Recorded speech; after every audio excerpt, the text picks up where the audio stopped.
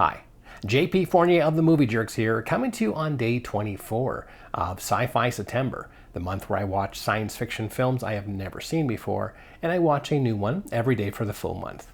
So what do we get for day 24? Well, yesterday we had The Abandoned, so today I'm watching Voyage into Space.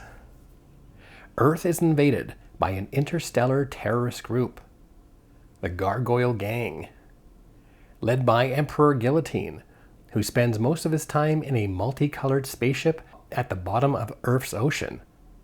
The Gargoyle Gang is capturing scientists to create an army of monsters to conquer Earth.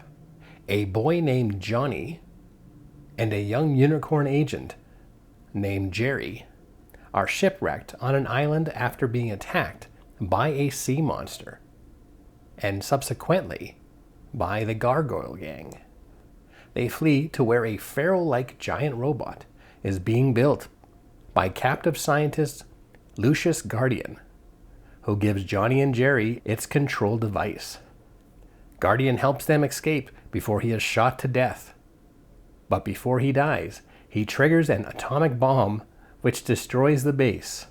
The radiation activates the robot, which now obeys only Johnny. Well, that's a pretty detailed synopsis, but sounds fun nonetheless. So day 24, I'm watching Voyage into Space. Voyage into Space. This made-for-TV movie is made from 5 of the 26 episodes of the TV series Johnny Soko and His Flying Robot.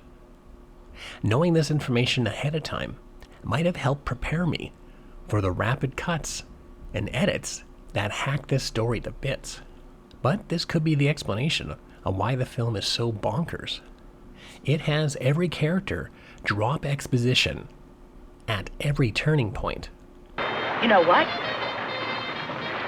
It was the explosion. It must have been the radiation. It was just strong enough to activate his brain.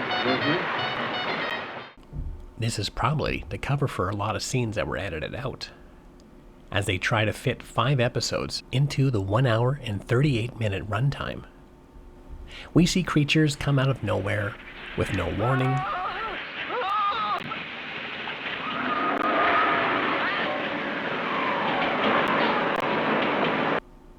Creatures take on different shapes without seeing the transformation. Giant robot, the ball. The film cuts out any explanations about any of the giant robot's abilities, or even how Johnny seems to know all the proper commands for Giant Robot. Giant robot, power punch now! This film is edited and hacked up so much, even this guy's costume change had been sped up. It is interesting to see the difference between children's shows filmed back in 1970 compared to those that are filmed today. For instance, we probably wouldn't see our villains saluting in this manner so frequently, and we probably wouldn't see a young child running around with a loaded gun in his hand and casually shooting people. And maybe it's just me, but if I were directing this, I probably would avoid having this grown man touch Johnny so much in the film. Now, this seems innocent at first, until it happens so often that it becomes a concern.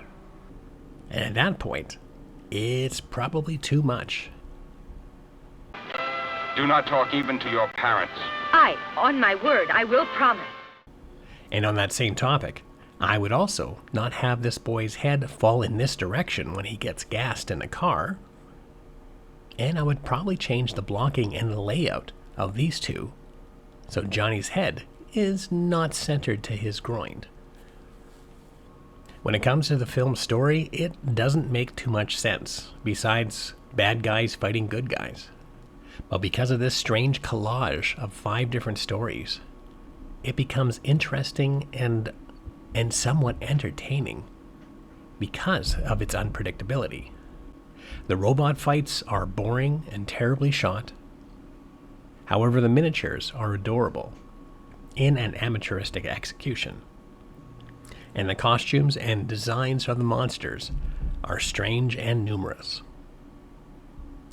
And I will admit, despite a few awkward choices, I had fun watching this zany giant robot children's film.